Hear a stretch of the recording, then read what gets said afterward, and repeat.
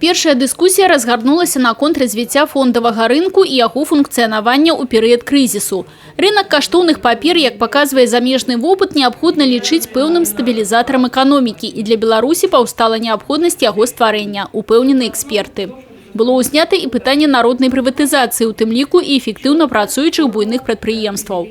Што такое правільная мадэль прыватызацыі, удзельнікі сустрэчы разгледзелі вопыт бліжэйшых еўрапейскіх краін. На прыкладзе краін-суседак абмяркоўвалася і роля прыватнага бізнеса ў эканоміцы. Істотную ролю ён адыгрывае і ў нас. Сельхозпредприятие, бывшее, государственное предприятие, было продано фермерскому хозяйству ПТК, и это целое сельхозпредприятие на сегодня в ведении этого фермера. Данное предприятие эффективно работает. Вялікая складанасць, як адзначылі падчас дыскусіі, знайсці інвестара з жаданнем працаваць. Пажаданне і неабходнасць, выказаныя экспертамі, абараніць інвестыцыі, застрахаваць рызыку. Падтрымліваць інвестара неабходна разам з працягам падтрымкі, фінансавай у першую чаргу, прадпрыемстваў дзяржаўнай формы ўласнасці.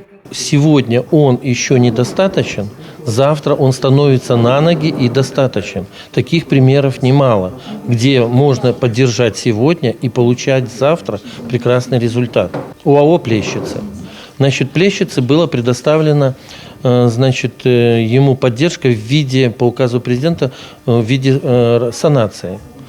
Он прекрасно справился с задачей. В настоящее время он вышел из санации и самостоятельно уже развивается и решает свои финансовые потоки. Таких примеров в районе немало.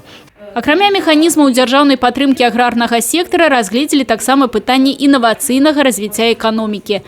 Удзельнікі сустрэчы адзначылі, сёння назіраецца разрыў паміж навукай і вытворчасцю. Апошняя істотна адстае ад першай. Прапанова паскорыць выдачу сертыфікатаў на вытворчасць інавацыйнай прадукцыі. Таксама абмеркавалі тэмы падатковай рэформы і абавязковага медыцынскага страхавання. По налогам государство уже решило проблему, потому что уже разработан указ по поводу снижения налога на землю и налога на недвижимость, который будет в 2021-2022 году. То есть будут убраны повышающие коэффициенты. Это очень важно, очень существенно, очень значимо для всех предприятий, которые являются плательщиками.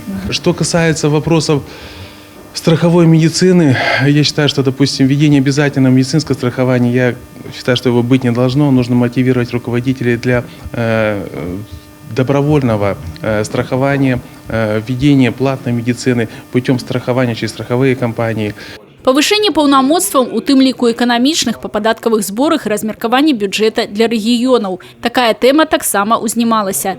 Прагучала прапанова пашырыць паўнамоцтвы выканкамаў з ажыццяўленнем паралельнага грамадскага кантролю за размеркаваннем сродкаў. Тетяна Будгусаім, Людмила Салзан, Александр Дьяченко, телерадиокомпания «Брест».